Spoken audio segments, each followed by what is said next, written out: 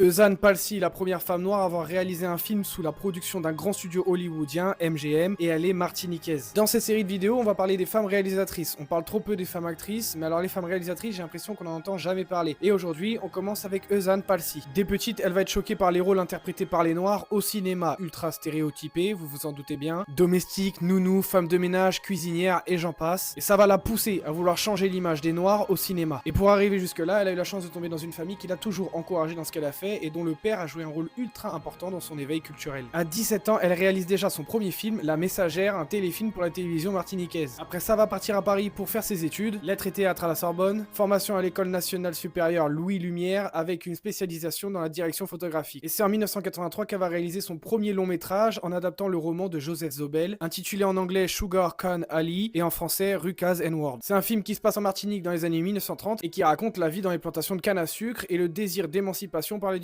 En plus que le film soit magnifique, le film est un franc succès et elle va même recevoir un César du meilleur premier film, ce qui lui ouvrira les portes à Hollywood. Car grâce à ça, en 1989, elle va réaliser le film Une saison blanche et sèche. Une adaptation encore une fois, mais cette fois-ci du roman de André Brink sur l'apartheid. C'est le premier film hollywoodien produit par un grand studio hollywoodien, Metro-Goldwyn-Mayer, dirigé et réalisé par une femme noire. Sur ce film, elle va d'ailleurs diriger des acteurs très renommés comme Marlon Brando, d'ailleurs je crois que c'est le seul film où une femme le dirigera, Donald Sutherland ou encore Suzanne Sarandon. En 92, elle va réaliser un film pour lequel j'ai un petit coup de cœur qui s'appelle Siméon, un film avec des éléments fantastiques qui mélangent conte et musique implantés dans la culture antillaise. Puis elle poursuivra avec différentes réalisations comme par exemple le document sur Aimé Césaire, ou encore Ruby Bridge, un film pour la télévision américaine sur la ségrégation scolaire, ou encore en 2001 The Killing Yard autour de la mutinerie de la prison d'Attica. Donc en plus d'être une grande femme, une grande réalisatrice, elle a réussi à changer l'image des noirs au cinéma. Et même si t'es pas obligé de faire de grandes choses pour qu'on puisse parler de toi en tant que femme dans le cinéma, je tiens à féliciter quand même le fait qu'elle ait refusé certains projets quand elle voyait que ce n'était pas en adéquation avec sa vision, qu'elle ait fait avancer la culture noire au cinéma à une époque où c'était plus que difficile, en nous proposant des films très personnels portés sur l'émotion et le témoignage. Et en 2022, elle va avoir le droit à un Oscar d'honneur pour féliciter l'ensemble de sa carrière. Je répète son blaze, Eusanne Palcy, elle est française, donc franchement, shout out pour tout ce qu'elle a fait.